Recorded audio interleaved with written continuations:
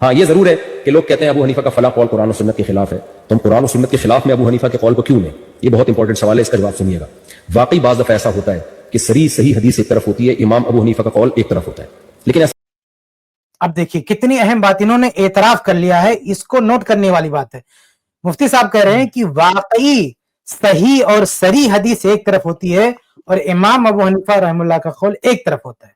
تو یہ جو اعتراف حقیقت ہے مفتی صاحب کا، بھئی حنفی دنیا، مقلدین کی دنیا یہ بھی ماننے کے لیے تیار نہیں ہے، یہ تک ماننے کے لیے تیار نہیں ہے۔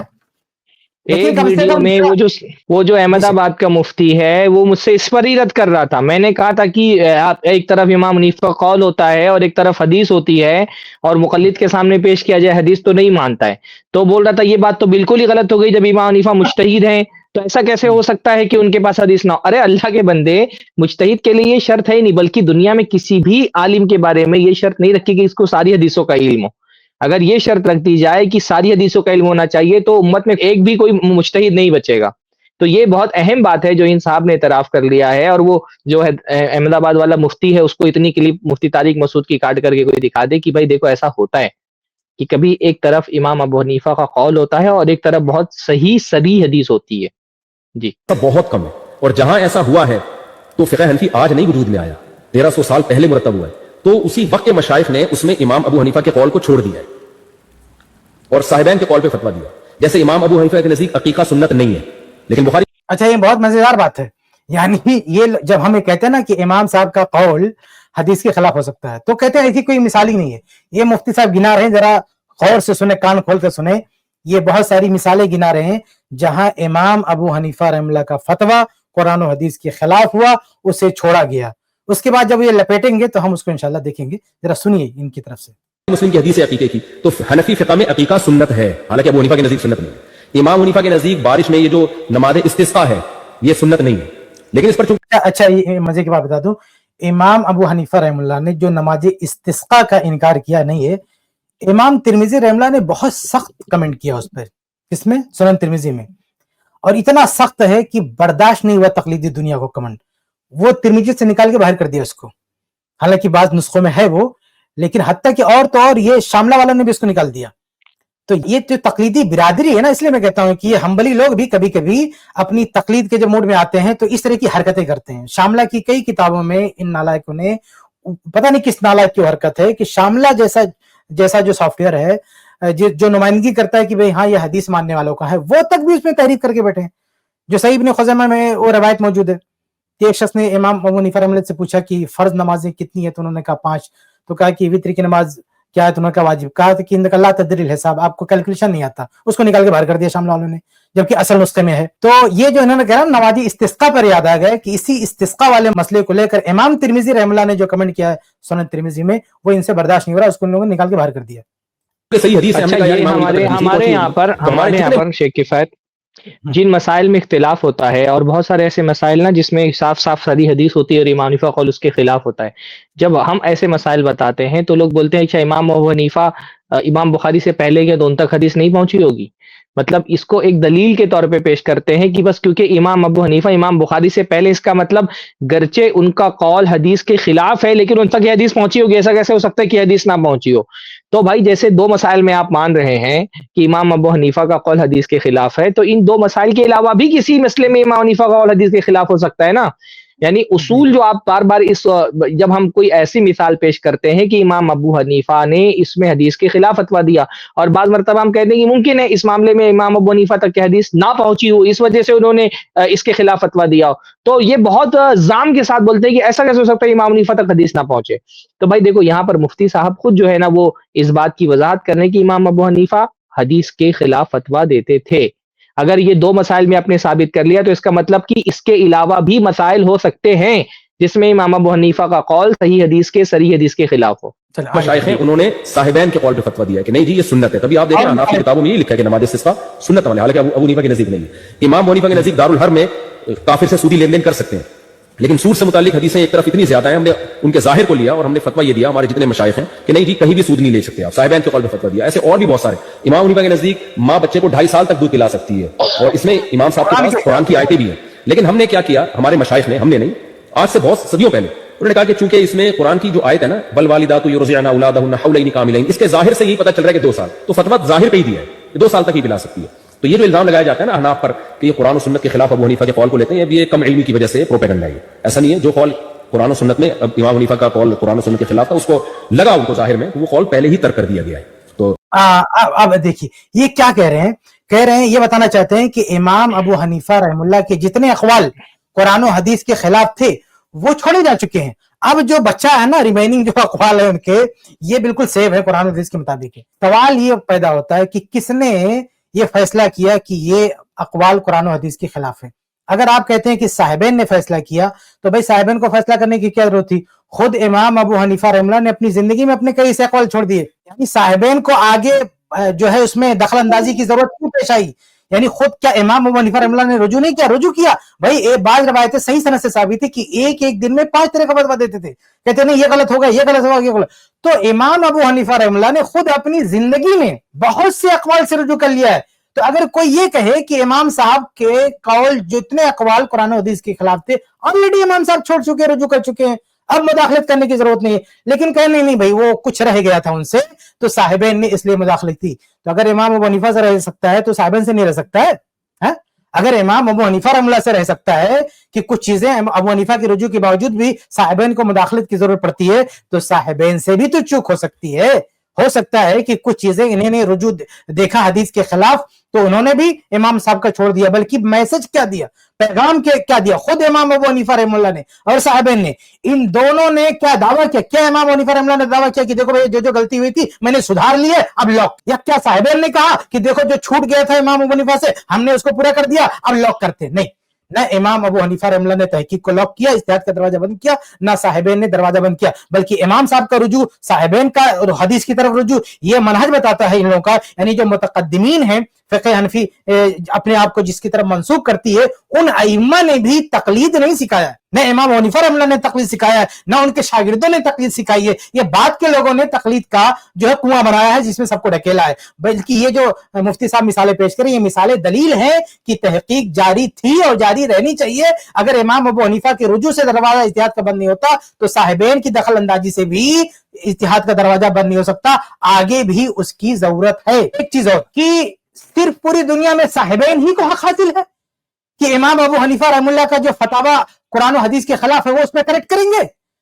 کیا امام شافعی کو حق حاصل نہیں ہے؟ کیا امام احمد رحمہ اللہ کو حق حاصل نہیں ہے؟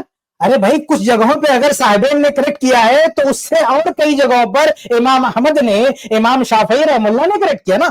یعنی امام شافعی رحمہ اللہ نے بتایا کہ یہ چیز غلط ہے، امام احمد نے بتایا، تو کیا صاحبین کا مقام ابو حنیفہ، امام احمد اور امام شافعی سے بڑا ہے؟ آپ 4 امام کہتے ہیں تو صاحبین سے کہنے سے کہتے ہو کہ صاحبین نے بتا دیا کہ غلط ہے تو ہم مانیں گے. ارے بھائی اگر صاحبین کے کہنے سے ابو حنیفہ کو آپ غلط مان رہے ہو تو امام شافعی، امام احمد کے کہنے پہ غلط کیوں نہیں مانتے؟ یہ سوال پیدا ہوتا کہ نہیں پیدا ہوتا؟ تو کیسے سب کو بیوقوف بنا رہے ہیں کہ نہیں جو غلطی تھی ٹھیک کی جا سکتی؟ کس نے ٹھیک کیا؟ صاحبین نے. صاحبین کی اصلاح آپ کو قبول ہے، امام احمد کی اصلاح قبول نہیں ہے، امام شافعی کی اصلاح قبول نہیں ہے، یہ سب بات کیا ہے نا. تو اگر صاحبین نے سدھارا ہے اس کو آپ ماننے کے لیے تیار ہے، اور امام احمد سدھاریں، امام شافعی اصلاح کی بات کریں وہ آپ کو قابل قبول نہیں ہے، تو یہی تو جو ہے گھٹیا تقلید کا راستہ ہے کہ بھائی ہمارے اپنے بتائیں گے تو مانیں گے اور یہ جو ہماری اس دائرے میں نہیں آتے ہیں وہ بتائیں گے تو ہم نہیں مانیں گے. تو یہ مفتی صاحب جو بیوقوف بنا رہے ہیں کہ جو غلطیاں ہوئی تھی مان لیا. آپ نے صاحبین کی مانا ہے، امام شافعی کی نہیں مانا آپ نے، امام احمد کی نہیں مانا آپ نے، اس لیے آپ کا یہ دعویٰ درست نہیں ہے کہ جو غلط تھا ٹھیک کیا جا چکا ہے. یہ دعویٰ درست نہیں، بلکہ ہم کہتے ہیں اگر آپ امام شافعی کی بھی مان لیتے، امام احمد رحمہ اللہ کی بھی مان لیتے تو بھی کوئی ضمانت نہیں دے سکتے کہ اب بھی ساری اصلاح ہو چکی ہے، اب بھی دوسروں لوگوں کے لیے کچھ باقی رہ سکتا ہے. آگے بڑھتے ہیں. اچھا شیخ، مجھے بھی 1-2 باتیں کرنی ہے اس پر. پہلی بات تو یہ کرنی ہے کہ ایک تو بہت واضح بات ہے کہ آپ کیا کہہ رہے ہیں، ہمارے علماء نے اس مسئلے میں صاحبین کا قول لے لیا اور امام ابو حنیفہ کا قول چھوڑ دیا. تو میرے بھائی اگر آپ کے ائمہ، اگر آپ کے علماء کس کے درمیان جج بن رہے ہیں؟ صاحبین کے درمیان اور امام ابو حنیفہ کے درمیان. اور جو علماء جج بن رہے ہیں ان سب کا مرتبہ کیا ہے؟ उनका मर्तबा आपके हिसाब से इमाम अबू हनीफा और साहिबैन से कमतर का है। तो अगर आपके उलमा किसी मसले में दलील की बुनियाद पर इमाम अबू हनीफा का कौल छोड़ करके साहिबैन के कौल पे फतवा दे सकते हैं, और ये कोई जुर्म की बात नहीं है आपके नजदीक, बल्कि इसकी तो आप तहसीन कर रहे हैं माशाअल्लाह। तो अगर हमारे उलमा दलील की बुनियाद पर किसी मसले में इमाम अबू हनीफा का कौल छोड़ करके जुमहूर उलमा के कौल पे फतवा दे रहे हैं, तो हमारी क्या गलती है भाई? अइम्मे अरबा में से आपके हाँ, आपके उलमा साहिबैन के कौल पे फतवा दे रहे हैं, बहुत और अहम नुकता, आप बहुत कह अहम रहे हैं कि ये बहुत अच्छी बात है माशाअल्लाह कि दलील क्योंकि साहिबैन के कौल की मजबूत थी, तो आप इमाम अबू हनीफा कौल तर्क कर सकते हैं। किस वजह से? साहिबैन के लिए। हालांकि साहिबैन का मर्तबा यानी इमाम अबू यूसुफ और मोहम्मद बिन हसन अश-शैबानी का मर्तबा इमाम अबू हनीफा से कमतर है। तो बेशक ये जिनका मर्तबा कमतर है उनके कौल पे आप फतवा दे सकते हैं। क्यों? क्योंकि आपको लगता है कि इस कमतर दर्जे के इमाम की दलील मजबूत है। तो वो लोग जिनका मर्तबा अगर आप बरतर ना भी माने तो कम से कम बराबर तो मानेंगे इमाम शाफई, इमाम मालिक, अहमद इब्न हंबल, बल्कि बाद मसाइल में जैसे कि देख रहे हैं जुमहूर उलमा, जैसे तबर्रुकी के मसले में आज बात आई कि जुमहूर उलमा का कौल एक तरफ है और इमाम अबू हनीफा का कौल एक तरफ है, और जुमहूर उलमा मालिकिया, शाफई, हनाबिला, रफुल यदैन का मसला है, और भी बहुत सारे मसाइल हैं जहां जुमहूर उलमा एक तरफ है, दलील भी उनकी मजबूत है, और हम जुमहूर उलमा के कौल पर फतवा दे दें दलील के सही होने की वजह से, तो हम मुजरिम हो जाते हैं माशाअल्लाह। तो ये कौन सा मेयार आपका है कि आप करें तो दुरुस्त और हम करें तो गलत, आप करें तो सही और हम करें तो हम मुजरिम बन जाएं? तो ये कौन सा मेयार है? अच्छा, एक बात मुझे, दूसरी बात मुझे ये कहनी थी कि ये कौन सी आपकी मजबूरी है कि बार बार आपको साहिबैन का हवाला देना पड़ रहा है? ये क्या मजबूरी है आपकी? आपने अपने आप को इतना तकलीद के दायरे में मजबूर क्यों किया है कि अगर दलील के मुताबिक, अच्छा जिन मसले में ये बोल रहे हैं कि साहिबैन के कौल पे फतवा दिया, भाई साहिबैन का कौल इमाम शाफई, इमाम मालिक और अहमद इब्न हंबल का भी कौल है ना, तो आप साहिबैन का हवाला देने पर मजबूर क्यों हैं? आप उस मसले में ये क्यों नहीं कहते कि हमने इमाम शाफई के कौल पे फतवा दिया है, हमने अहमद इब्न हंबल के कौल पे फतवा दिया है, हमने इमाम मालिक के कौल पे फतवा दिया है? ये मजबूरी आपने, ये तकलीद की ऐसी जंजीर आपने ऐसी बांध करके रखी है कि जुमहूर अइम्मा का भी जी इन जी लोगों ने शिकवे इसी का नया खूबसूरत नाम लाया है तमज़हुब। तमज़ुब जी। ये लोग और ये तमज़हुब। कैसी मजबूरी है? आप भाई चारों इम्मा को बरहक बोलते हैं, तो आप जब फतवा देना होता है तो बार बार साहिब का हवाला क्यों देते हैं?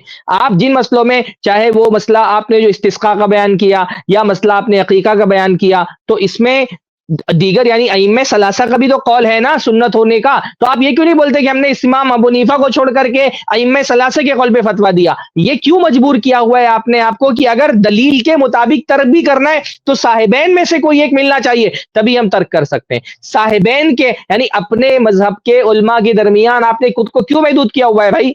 यही तो हमारा और आपका इख्तिलाफ है कि आप अगर फतवा देना, आप अगर इमाम का मसलक छोड़ते भी हैं तो आपने तय कर लिया कि इमाम का मसलक छोड़ने के बाद हमारे अपने मजहब का कोई आलिम मिलना चाहिए, तभी जाकर के हम इमाम का मजहब छोड़ेंगे, अपने मजहब के अपने दायरे के बाहर नहीं जाएंगे। तो गोया कि आपने ये समझ लिया है कि हक सिर्फ हमारे मसलक में महदूद है। हक या तो इमाम अबू हनीफा के पास होगा, और अगर इमाम अबू हनीफा से चूक हो गई तो साहिबैन के पास होगा। हम कहते हैं हक किसी एक मसलक में महदूद नहीं है। हक अगर इमाम अबू, ऐसा भी हो सकता है, जब अगर ऐसा हो सकता है कि हक इमाम अबू हनीफा के पास नहीं था तो साहिबैन के पास आया, तो ऐसा भी हो सकता है कि हक इमाम अबू हनीफा तक भी नहीं पहुंच पाया, साहिबैन तक भी नहीं पहुंच पाया, वो इमाम शाफी तक पहुंच गया, अहमद इब्न हंबल तक पहुंच गया, इमाम मालिक तक पहुंच गया। तो जो इस्तिफादे का दायरा आपने अपने मसलक के उलमा को में महदूद कर दिया है, उस इस्तिफादे के दायरे को जरा आगे बढ़ाइए। तीसरी बात मैं ये कहना चाह रहा था इस मसले में कि भाई अगर आपके उलमा जज बन सकते हैं अपने मसलक के दरमियान के उलमा, हालांकि ये मसला आपके मसलक के दरमियान जो उलमा है यानी इमाम अबू हनीफा और साहिबैन, किन लोगों के बारे में आप कह रहे हैं कि हमारे उलमा ने इसमें इमाम अबू हनीफा के कौल को छोड़ करके साहिबैन के कौल पे फतवा दिया? जाहिर सी बात है ये जो आपके उलमा हैं ये इमाम अबू हनीफा और साहिबैन से बड़े तो उलमा नहीं है, लेकिन फिर भी आप इनको जज करने का और तरजीह देने का इख्तियार दे रहे हैं उनसे कमतर होने के बावजूद।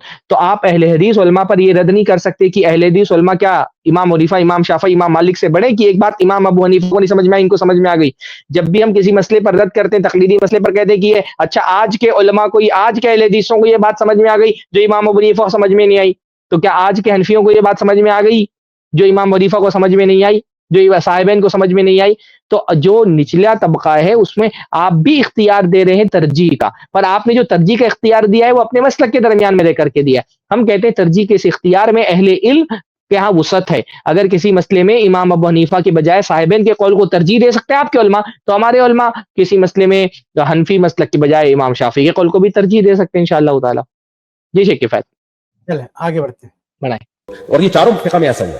مالکی فقہ میں بعض اقوال امام مالک کے نہیں لیے, شافعی فقہ میں بعض اقوال امام مالک کے چھوڑے گئے. تو بڑی ایک مرتب ہو کے ایک چیز وجود میں آئی ہے. اب نئے نئے اسکالر پیدا ہوں اور کہیں کہ یہ چیز ذرا نقطہ دیکھیے, یہ کہہ رہے ہیں کہ چاروں اماموں سے جو غلطیاں تھی ٹھیک کی جا چکی ہیں, یعنی چاروں امام کے جو نچلے درجے کے لوگ ہیں وہ سب کو ٹھیک کر چکے ہیں, اور ان ائمہ اربعہ جو مجتہد مطلق ہیں یہ امام حنیفہ رحمہ اللہ کو ٹھیک کریں تو وہ قابل قبول نہیں ہے. یعنی چھوٹے موٹے علماء کو یہ حق حاصل ہے کہ وہ جج بنے کہ کیا صحیح کیا غلط, لیکن ائمہ اربعہ کو یہ حق حاصل نہیں ہے کہ دوسرے امام کی جو ہے اصلاح کریں. اور یہ ویسی اور یہاں سے نکلو اور مذاہب کی فقہ کی اتباع مت کرو. وہ آج بھائی اتباع کر کے ہم ان کو آپ کے پیچھے چلانے کیا, آپ مر گئے تو پیچھے آپ نے تو کچھ. لیکن میں آپ کو یہ نقطہ بتا دوں کہ اگر ہو سکتا ہے کسی کے ذہن میں آئے کہ امام ابو حنیفہ رحمہ اللہ کو امام مالک نے ٹھیک نہیں کیا ہے, ان کی اصلاح نہیں کی. اگر ایسا ہوتا نا تو مذہب مالکی وجود ہی میں نہیں آتا. اگر امام ابو حنیفہ رحمہ اللہ کی اصلاح امام مالک نہ کرتے تو مذہب مالکی وجود ہی میں نہیں آتا. اور مذہب مالکی کی اصلاح امام مالک رحمہ اللہ سے اختلاف اگر امام شافعی نہ کرتے تو مذہب شافعی وجود ہی میں نہیں آتا.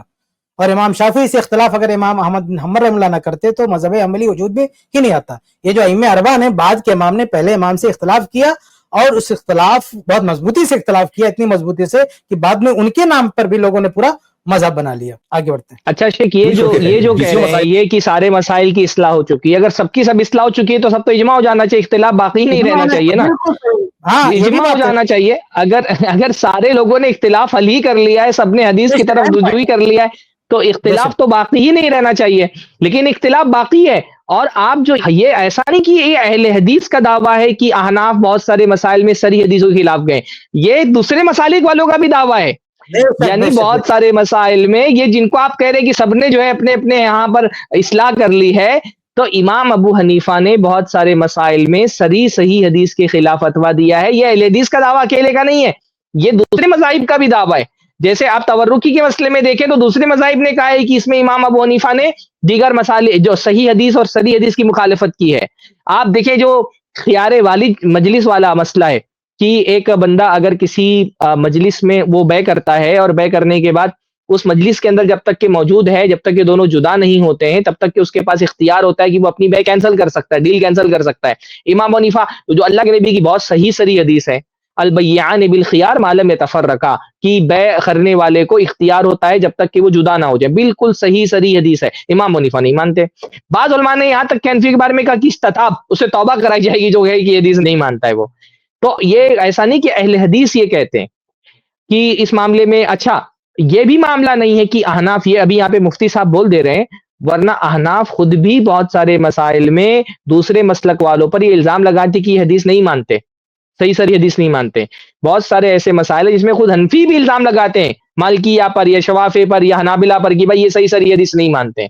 تو بھائی یہ الزام ہمارا نہیں ہے, یہ الزام تو خود جو دوسرے ائمہ ہیں انہوں نے احناف پر لگائے کہ احناف اس مسئلے میں صحیح حدیث نہیں مانتے.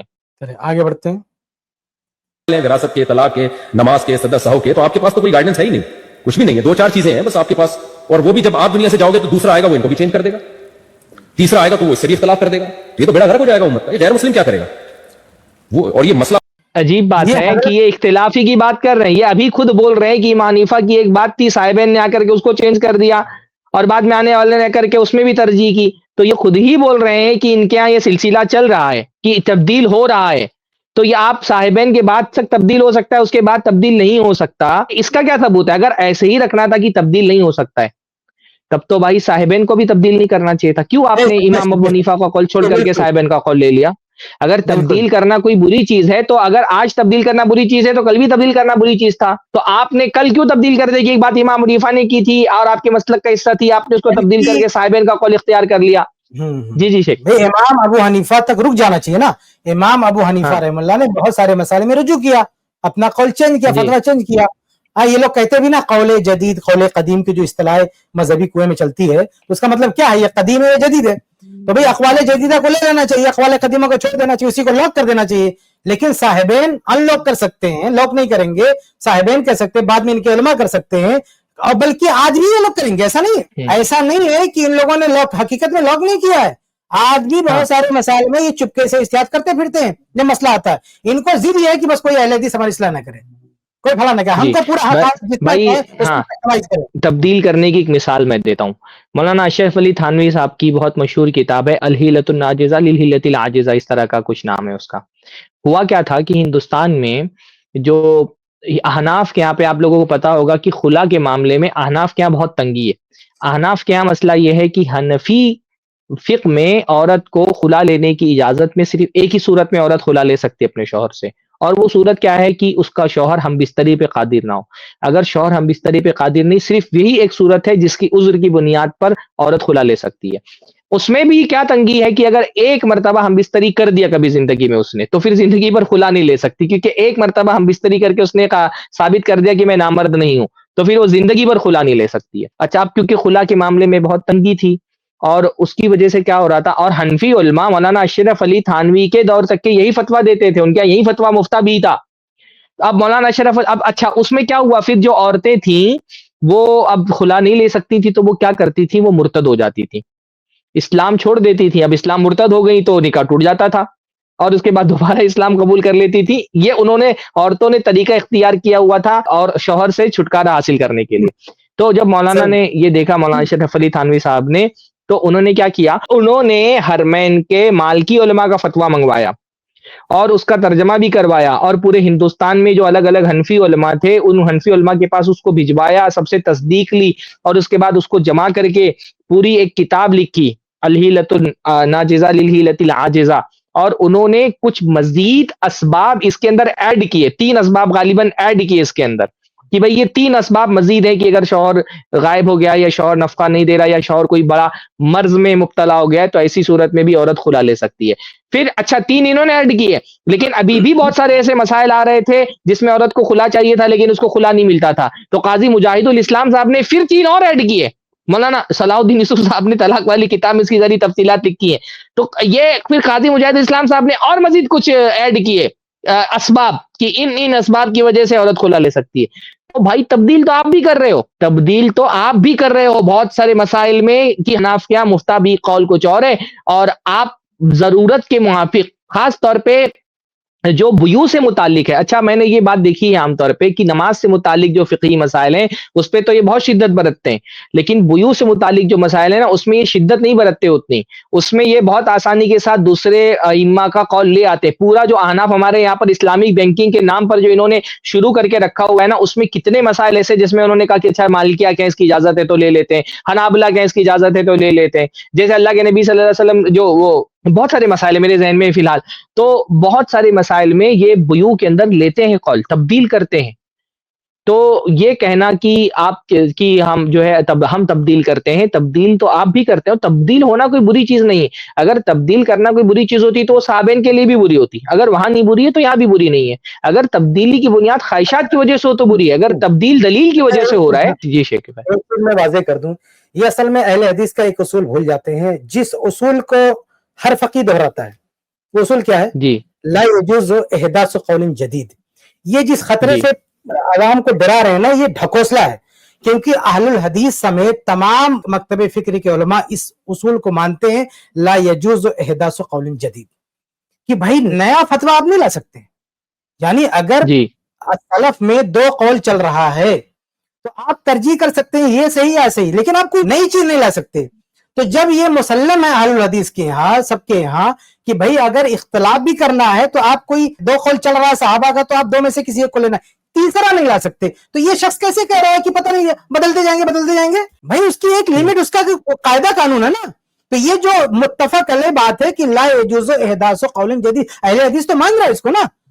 تو اہل حدیث اگر جی بعد میں کوئی تحقیق لائے گا تو اسی اختلاف اسی دائرے میں رہے گا نا، نہیں کہ نئی باتیں پیدا کرتے جائے گا. تو یہ کتنا بڑا بہتان ہے اہل الحدیث پہ، یہ کتنی بڑی تہمت ہے اہل الحدیث پہ، یہ کتنی بڑی خیانت ہے اہل حدیث کے موقف کو ترجمہ نہیں کرتے ہوئے. جب اہل حدیث مانتے ہیں کہ بھئی نیا قول نہیں لا سکتے تو کیوں عوام کو بیوقوف بنا رہے ہیں کہ لوگ لاتے جائیں گے؟ بھئی یہ تو کسی بھی اہل حدیث سے عالم کا موقف نہیں کہ ہم نیا لاتے جائیں گے. ہمارا تو بلکہ سب سے زیادہ محتاط اہل الحدیث کی فقہ ہے، جو کہتے ہیں کہ اتباع الدلیل بفہم سلف. ہم تو یہ کہتے ہیں کہ سلف کے بعد آپ نہیں جا سکتے ہو، اور آپ اہل حدیث کو متون کرتے کہ لاتے جائیں گے. ہم تو کہہ رہے ہیں کہ سلف میں جو اختلاف تھا وہیں تک محدود رہو، اس سے آگے مت بڑھو. یہ اہل حدیث کی دعوت ہے. تو اختلاف کو سب سے کم جس کا منہج کرتا ہے وہ اہل حدیث کا منہج ہے. اہل حدیث کی فقہ پر چلو گے, اہل حدیث کے منہج پر چلو گے تو سب سے کم اختلافات ہوں گی. دیکھیں نصوص صریحہ جو اختلافات کو ختم کرنے کے لیے قاطع ہیں وہ اختلافات کو ختم کریں گے, اجماع وہ اختلاف کو ختم کریں گے, اور لا يجوز احداث قول جدید وہ بھی سلف کے جو ہے اختلاف کے دائرے میں رہنا ہے. تو بتائیے کتنی پرامن فقہ ہے اور کتنا احتیاطی موقف ہے جو اہل حدیث کا ہے. لیکن یہ شخص کیسی غلط ترجمانی کر رہا ہے کہ نہیں وہ کوئی بھی آتا رہے گا بدلتا رہے گا, یہ اہل حدیث بات کو مانتے ہی نہیں, یہ جھوٹ ہے, یہ تہمت ہے اہل حدیث پہ. اچھا شیخ, ایک بات میں یہ بھی کہنا چاہوں گا, یہ جو بار بار یہ کہہ رہے ہیں کہ تمہارے پاس تو کچھ ہے ہی نہیں ہے, بھائی تمہارے پاس کچھ نہیں ہے کا مطلب کیا ہے؟ شیخ سرفراز ایک منٹ, جی جی حضرت کہتے تمہارے پاس کچھ نہیں ہے, ہمارے پاس تو اتنا ہے نا. یعنی مصنف, ہم میں بار بار حوالہ دیتا رہتا نا کہ ہمارے پاس جو کتب آثار ہے صحابہ کی فقہ, کتب آثار میں کیا ہے, مصنف ابن ابی شیبہ, مصنف عبد الرزاق, سنن سعید بن منصور, المحلہ وغیرہ وغیرہ. اس میں ایک زبردست کتاب ہے مصنف ابن ابی شیبہ. کہتے ہیں ہمارے پاس کچھ نہیں ہے, ہمارے پاس تو اتنا ہے کہ امام ابن ابی شیبہ ایک چیپٹر قائم کرتے ہیں کتاب الرد علی ابی حنیفہ. تو کچھ نہیں ہے بھائی, مصنف ابن ابی شیبہ میں اتنا ایک چیپٹر ہے کتاب الرد علی ابی حنیفہ, اتنا ہے کہ امام ابو حنیفہ کی اصلاح کر سکتے ہیں, اور آپ کے تو کچھ نہیں ہے. یہ بغیر کچھ رہتے ہوئے کتاب الرد علی ابی حنیفہ ہے, جس کا جواب دینے کے لیے مصنف ابن ابی شیبہ تمہیں چھاپنا پڑتا ہے اور نیچے منمانی حاشیہ چڑھاتے ہو. یہ جو مفتی طارق مسعود صاحب نے گنایا ہے نا کچھ غلطیاں, امام ابن ابی شیبہ نے ان سے پہلے بتا دیا, یہ کیا اصلاح کریں گے, ان سے پہلے بتا دیا. لیکن کچھ ماننے کی وہی ہے نا جو شیخ سرفراز نے کہا, اپنے بتائیں گے تب مانیں گے, ابن ابی شیبہ کی بات نہیں مانیں گے. امام ابن ابی شیبہ نے جو کریکٹ کیا ہے امام حنیفہ رحمہ اللہ کو کتاب الرد علی ابی حنیفہ لکھ کے, وہ نہیں مانیں گے. تو یہ کہنا کہ ان کے پاس کیا ہے, بھائی ہمارے پاس اتنا ہے نا کہ کتاب الرد علی ابی حنیفہ تیار ہو جاتی ہے. جی اچھا شیخ, یہ ان مسکینوں کو یہ لگتا ہے کہ جو فقہا نے کتابیں لکھی, حدیثیں تو ہے ہی الحمدللہ ہمارے پاس, وہ تو ہمارا سب سے قیمتی سرمایہ ہے ہی ہے, آثار ہے ہی ہمارے پاس. باقی جو فقہی کتابیں لکھی گئی ہیں, چاہے وہ حنبلی مسالک کے لوگوں نے لکھی ہو, یا جیسے امام مالک کی موطا ہے, یا جو شوافع نے لکھی ہے, تو امام نووی کی کتابیں ہیں, یا جو احناف نے بھی لکھی ہیں. بھائی ہم بار بار یہ کہہ چکے ہیں کہ یہ سب کیا مقلدین کے لیے لکھی گئی ہیں کتابیں. ان کو لگتا ہے کہ یہ کتابیں ان مقلدین کے لیے لکھی گئی ہیں. اگر یہ کتابیں مقلدین کے لیے لکھی گئی ہوتی تو اس میں دلیلیں اور استدلال نہیں ہوتا, کیونکہ مقلد کو دلیل استدلال سے کیا لینے دینا, اس کو تو صرف امام کا قول معلوم ہونا چاہیے. یہ کتابیں تو اصل میں مقلدین کے لیے لکھی نہیں گئی, یہ ساری کتابیں ہماری ہیں. یہ امام نووی سے لے کر کے اور امام مالک سے, اور حافظ ابن حجر کی کتابیں, اور امام سیوطی کی کتابیں, اور جو امام ابن عبد البر کی کتابیں مالکیہ میں سے, یہ اور شوافع میں جن ابن حجر وغیرہ نے جو کتابیں لکھی ہیں, اور جو احناف میں بھی جن لوگوں نے کتابیں لکھی ہیں, یہ ساری ہماری کتابیں. آپ کو یہ کیوں لگتا ہے کہ یہ آپ کے لیے لکھی گئی ہیں؟ یہ سب ہمارا ہے, اور ہم ان سارے فقہی مذاہب سے استفادہ کرتے ہیں الحمدللہ. اور لیکن ہمارا استفادہ تقلید والا نہیں ہوتا ہے. تو وہ تو میں گنایا ہی نہیں, ہمارے پاس کتاب الحیل بھی ہے, صحیح بخاری کی کتاب الحیل بھی ہے. بخاری نے ایک جگہ لکھ دیا ہاکذا اجاز الخداع بین المسلمین, جو اس کی شرح کرنے والے, حاشیہ چلانے والے حنفی چیخ اٹھے, یہ کیا ہے, ہاں کا ارادہ بھی ابا حنیفہ, اس سے ابو حنیفہ کو, حالانکہ امام بخاری نے کسی کا نام نہیں لیا, امام بخاری رحمہ اللہ کسی کا نام نہیں لیا ہے, لیکن حنفی شرح لکھتا ہے, صحیح بخاری کی حاشیہ چلاتا ہے, کہتا ہے ارادہ بھی ابا حنیفہ, اس سے امام بخاری نے ابو حنیفہ رحمہ اللہ کو مرا لیا. تو اتنا کچھ ہے بھائی, اتنا کچھ ہے کہ ہمارے اہل الحدیث مجتہدین کتاب الحیل لکھ سکتے ہیں, کتاب الرد علی ابی حنیفہ لکھ سکتے ہیں, اور آپ کے تو کچھ نہیں ہے. تو یہ سارا حدیث کا سرمایہ, یہ سارا جو فقہی سرمایہ جو فقہا نے مرتب کیا, یہ سب ہمارا ہے. اس میں ان کتابوں کے مصنفین نے کہیں یہ نہیں لکھا کہ ہم اس کو صرف اپنے مذہب کی تقلید کرنے والوں کے لیے لکھ رہے ہیں. تو الحمدللہ یہ سب کچھ ہمارا ہے. اس کلپ کی فل ویڈیو دیکھنے کے لیے ہمارے چینل پر ضرور آئیں. آئی پلس ٹی وی نے ایک نیا یوٹیوب چینل شروع کیا ہے جس کا نام ہے آئی پلس ٹی وی اختلاف کا حل. اس چینل پر صرف اختلافی مسائل پر ویڈیوز آئے گی, لیکن دلائل کے ساتھ اور بھائی چارگی کے ساتھ. آپ کو میں دعوت دیتا ہوں کہ آپ بھی ہمارے اس چینل کو سبسکرائب کریں, ہماری ویڈیوز کو شیئر کریں, اور نوٹیفیکیشن آئیکن کو آل سلیکٹ کریں تاکہ آپ کو ہماری ویڈیوز کا نوٹیفیکیشن مل سکے. جزاک اللہ خیر, والسلام علیکم ورحمۃ اللہ.